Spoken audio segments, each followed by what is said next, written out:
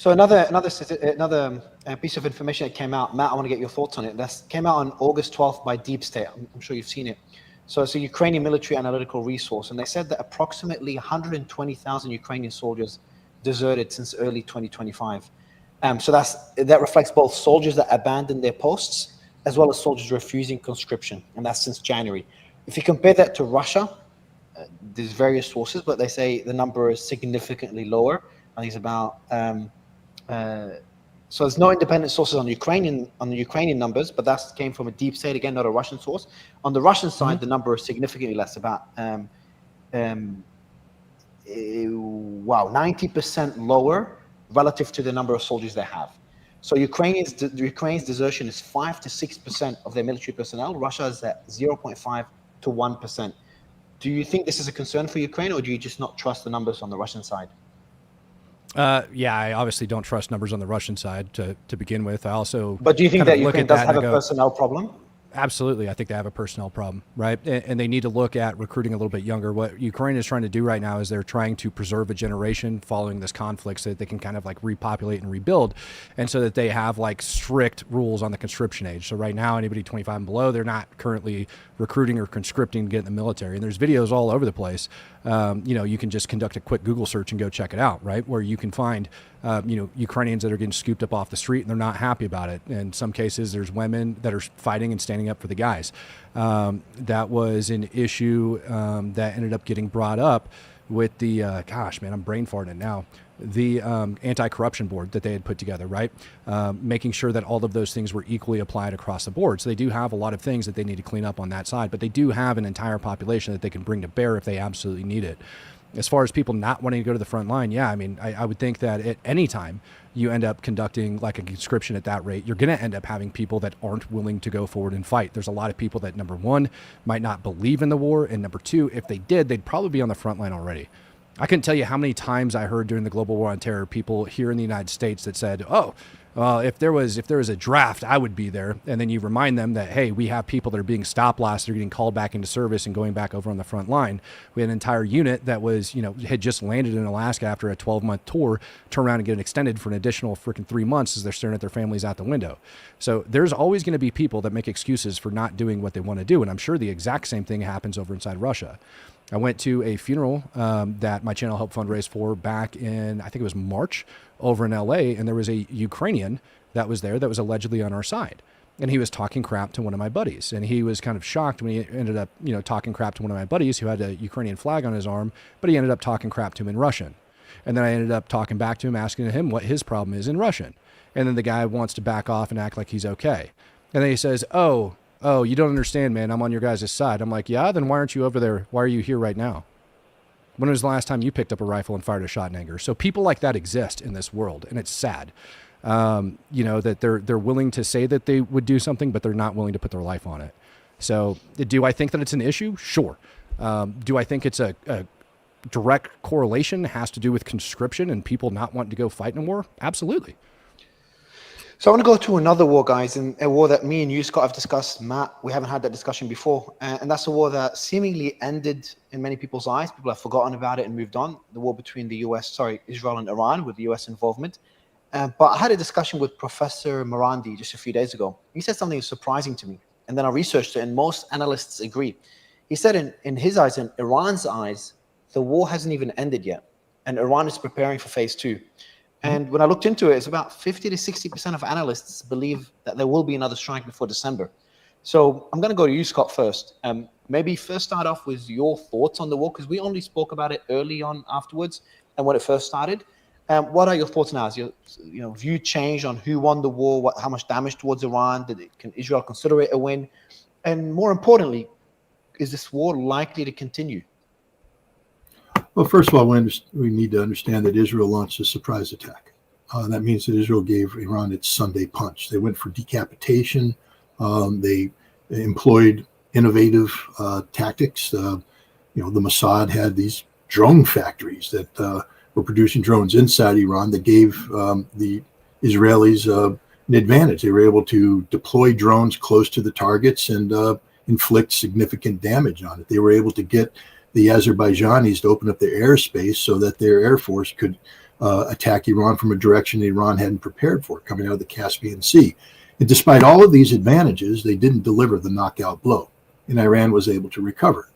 I want to remind everybody that it was Israel that begged Donald Trump to bring about a ceasefire because Israel couldn't sustain this fight any longer. They were running out of air defense, and the Iranian missiles were becoming more and more accurate. And the Iran used the 20 to 30-year-old missiles early on. They started to bring in the good stuff, and Israel went, "We can't do this." They begged Donald Trump to bring it into the war. So we had this whole theater of America's bombing targets that we had announced to the Iranians in advance, and Iran's firing missiles at an American base that they announced in advance that we had evacuated. And then we had this ceasefire. Why? Because both Iran and Israel were hurting. There's no doubt about it. I'm not going to pretend that Iran didn't get hurt. They admit they got hurt. But it wasn't a knockout blow. And the problem is that both Israel and the United States have set a standard for conflict resolution that's impossible to achieve without literally eliminating the Iranian regime. And that standard is, of course, that Iran will get rid of the totality of its uranium enrichment program, which is something Iran won't do. Iran today is not cooperating with the International Atomic Energy Agency because the IAEA, from the Iranian perspective, was complicit in assisting Israel with the attack by providing intelligence information about the Iranian capabilities, creating the political cover for this attack by publishing a report that, even the IAEA had to say it doesn't say that Iran has a nuclear weapons program. And they said after the war started, no, we don't think Iran has a nuclear weapons program. But the report allowed people to say, oh, look, Iran is violating their obligations, so they must have a nuclear weapons program. The Iranians understand that they're probably going to be attacked by Israel again. And so Iran is positioning itself to be able to deliver a decisive blow early on to Israel. Iran's ballistic missile capabilities have improved since the conflict ended. They are launching new missiles. They're producing these missiles. Their ability to produce missiles weren't retarded. They have significant stockpiles of missiles available to them. Israel's ballistic missile defense systems haven't improved. They're the same. They still have a problem with the depletion of munitions. Iran will blanket them, destroy them, and that's what Iran's trying to establish. It's deterrence through intimidation. I don't know whether or not it'll work, but I think right now, look at the United States evacuating bases in the region because they understand that the next time around, it isn't going to be a gentleman's game of advance notification, that if the United States facilitates an Israeli attack against Iran, American installations will be struck as well. Matt? Sure. Scott, just out of curiosity, are you on the side of Iran when it comes to this? What do you mean on the side of Iran? I just gave a fact. Do you think that Iran is justified in their actions in attacking Israel and developing nuclear weapons or enriching uranium beyond 60%? I'm just trying to understand where you're coming from. Could you let me finish? I appreciate it. I think Iran signed the Nuclear Non-Proliferation Treaty, and Article 4 of that treaty allows Iran to do everything they're doing right now. So I don't think Iran is violating its obligations. I think Israel has an undeclared nuclear program, isn't a signatory to the NPT. And the last time I checked, it was Israel that attacked Iran, not Iran that attacked Israel. And Iran has a right under Article 51 of the United Nations Charter for self-defense. So, yeah, I'm sort of on Iran's side on this one. Okay. Yeah, I just want to make that clear. Okay, so, yeah, about Iran not attacking Israel, well, I guess maybe we'll start there. You agree on proxy warfare and proxy forces, and that's exactly how Iran has been waging war for quite some time. Thus Hezbollah, thus the Houthis.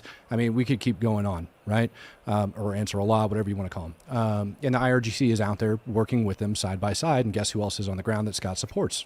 Russian Spetsnaz over on the ground over inside Syria. And that didn't turn out too good with the Russians when they ended up facing U.S. Special Operations Forces that wiped them off the freaking map. But to go back into it, Iran is developing weapons because they need to, right? They need to continue to advance their weapons because truthfully, their ballistic missile program sucks. When we look at like their targeting rate and things of that nature, even though they might have struck an airfield their first go round, that airfield was back up and running the very next day. You also stated that for some reason, Israel wanted it to end. That's factually incorrect to the best of my knowledge because Donald Trump actually had to call Israel and turn some of their planes around because they wanted to continue to bomb Iran following Fordo being taken out. So there's that. Last, if we're going to look and say that, Russia has got a right to self-defense because Ukraine wants to join NATO, then I think the same rule here would apply when you have the IRGC funding forces such as Hezbollah and Hamas and the Houthis or Ansar Allah who are constantly attacking Israel. And then you also have Iran that's constantly screaming death to Israel, calls it the little Satan and wants to wipe it off the map. Now, while they might be a signatory to the NPT, they sure didn't abide by it. Right. The IAEA reports that you're referencing, they actually came out and stated that in 2 separate locations south of Tehran, they discovered 2 different sites that, Iran didn't declare where they were developing or enriching uranium. And they found particles upwards of 87.5%. That's in those same IAEA reports that you referenced. So if they're abiding by the NPT, and they were taking a look at all of that crap, then why wouldn't they declare those 2 different sites? And how do you account for that 87+% enriched uranium? And how do you account for the 60+% enriched uranium as well? There's no need for them to do that. There's absolutely no need. And even if you were to quote the very minute medical circumstances where you would need it, you don't need 900+ pounds of the crap. You just don't. So then I would ask, what's the purpose of all of that? Quick question as well, Matt, before let me answer that. Yeah, of course, yeah. I'm not an Iranian spokesperson, so I'll just let Professor Morandi, who you've interviewed, Mario, answer, because I asked him the same question. Matt, I said, why the hell do you have 60% enriched uranium? You don't need it. 20% is the max you need because 20% allows you to create fuel plates for the Tehran research reactor. Why do you need 60%? And he said, because we need to be a threshold nuclear power. And I said, you're basically waving a red flag at the bull at this point. I know Article 4 allows you to do that, but when you enrich uranium to 60%, you raise questions in the mind of people saying, why do you do that? So you and I are actually on the same page here, where I said, why the hell would you do that? But then what you're ignoring is Israel's nuclear program. You're ignoring the fact that Israel has nuclear weapons in total violation of the non-proliferation policies of the United States, of the IAEA, of everybody. But everybody seems to gloss over that Israel has nuclear weapons. And, just a little short history lesson. The last time I checked, Hezbollah was created because Israel had invaded and occupied southern Lebanon. Hezbollah is a resistance organization resisting against Israeli occupation of Lebanon. The Houthi attacked Israel only after Israel started committing genocide against Hamas, and the Houthi acted in concurrence with Article 2 of the Geneva Convention, where genocide has been found to be taking place. There's a duty to react, to respond, and the Houthi are living up to this duty. Israel, isn't innocent in this. Israel is, guilty of massive war crimes against Hamas. You ignore the Nakba. You talk about, Hamas, but you ignore the point of origin of the Israeli-Palestinian conflict. I thought we were talking about Iran right now, and we'd agree. Well, you brought up we weren't going to bring up genocide, and then you just throw genocide out there. So on we'll not go into Gaza yet. If we'll have time, I will do it in another day. But just on the last point you said, Scott, Matt, I'm sure you disagree that in terms of Hezbollah not being an Israeli proxy. Just actually, Matt, on your point there, if Hezbollah was not created by Iran, but can't it become an Iranian proxy over time? So if it was created because of the Israeli invasion of Lebanon, but over time it became an Iranian proxy because of all the support